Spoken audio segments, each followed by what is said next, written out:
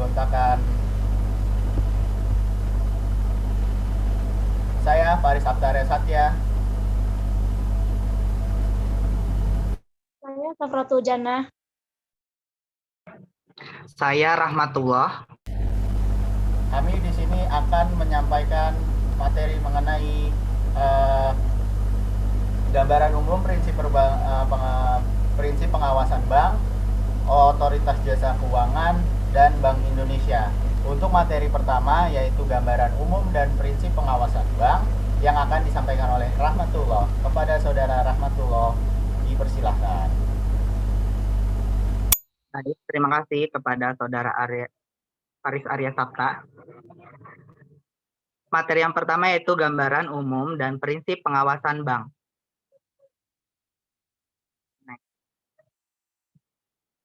Yang pertama, pengertian pengawasan. Pengawasan adalah proses untuk menjamin segala kegiatan yang dilaksanakan telah sesuai dengan perencanaan yang ditetapkan. Selanjutnya, pengertian dari pengawasan bank yaitu proses pemeriksaan dan monitoring untuk menjamin pelaksanaan aturan mengenai pasar serta aturan prudensial industri perbankan untuk memelihara kesehatan industri tersebut. Selanjutnya, tujuan pengawasan bank. Yang pertama, mengusahakan terwujudnya usaha bank yang sehat berdasarkan asas kehati-hatian, mampu meredam hingga sekecil-kecilnya beragam resiko dari usaha bank. Yang kedua, bertujuan melindungi para deposan dan kreditur. Yang ketiga, mewujudkan citra tinggi bank sebagai lembaga kepercayaan. Yang keempat, serta mewujudkan keamanan dan kestabilan sistem perbankan. Selanjutnya, fungsi pokok bank. Yang pertama, menghimpun dana masyarakat. Yang kedua, menanamkan dana yang dikelola ke dalam berbagai aset produktif, misalnya ke dalam bentuk kredit. Yang ketiga, memberikan jasa layanan lalu lintas, pembayaran, dan jasa layanan perbankan lainnya. Selanjutnya, prinsip pengawasan bank. Secara umum, peranan bank sentral sangat penting dan strategis dalam upaya menciptakan sistem perbankan yang sehat dan efisien. Sesuai dengan pasal 29 Undang-Undang Nomor 7 Tahun 1992 tentang perbankan sebagaimana telah diubah dengan Undang-Undang Nomor 10 Tahun 1998, dalam ayat 2, bank wajib memelihara tingkat kesehatan bank sesuai dengan ketentuan kecukupan modal, kualitas aset, kualitas manajemen, likuiditas, rentabilitas, solvabilitas, dan aspek lainnya yang berhubungan dengan usaha bank dan wajib melakukan sesuai dengan prinsip kehati-hatian. Prinsip inti dalam pengawasan bank.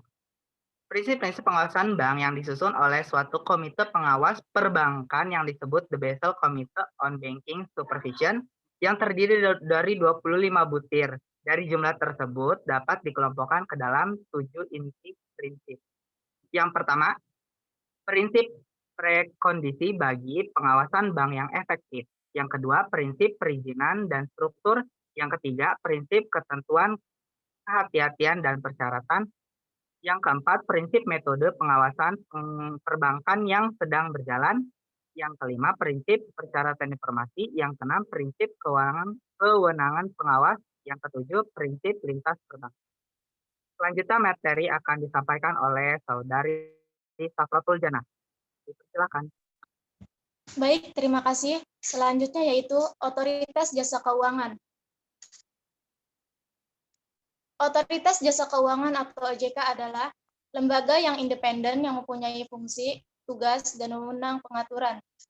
OJK dibentuk berdasarkan Undang-Undang Nomor 21 Tahun 2011 yang berfungsi menyelenggarakan sistem pengaturan dan pengawasan yang terintegrasi terhadap keseluruhan kegiatan di dalam sektor jasa keuangan. OJK didirikan untuk menggantikan peran Bapepam, LK dalam pengaturan dan pengawasan pasar modal dan lembaga keuangan, serta menggantikan peran Bank Indonesia dalam pengaturan dan pengawasan bank. Tujuan dari didirikannya OJK yaitu yang pertama, untuk mewujudkan sektor jasa keuangan yang tangguh, stabil, dan berdaya saing. Yang kedua, untuk mewujudkan sektor jasa keuangan yang kontributif terhadap pemerataan kesejahteraan. Yang ketiga, untuk mewujudkan keuangan inklusif bagi masyarakat melalui perlindungan konsumen yang kredibel. Fungsi dari OJK yaitu menyelenggarakan sistem pengaturan dan pengawasan yang terintegrasi terhadap keseluruhan kegiatan di dalam sektor jasa keuangan. Selanjutnya yaitu tugas dari OJK, melaksanakan pengaturan dan pengawasan terhadap kegiatan jasa keuangan di sektor perbankan, pasar modal, dan keuangan bukan bank. Selanjutnya, Faris Apta. Oke, terima kasih kepada Sofratul Jana telah menyampaikan materinya. Selanjutnya adalah materi tentang Bank Indonesia.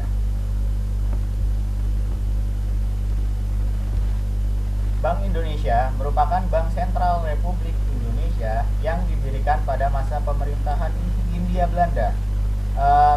Tepatnya pada 1 Juli 1953. Bank Indonesia mempunyai tujuan mencapai dan memelihara kestabilan nilai mata uang rupiah. Kestabilan rupiah ini mengandung dua dimensi.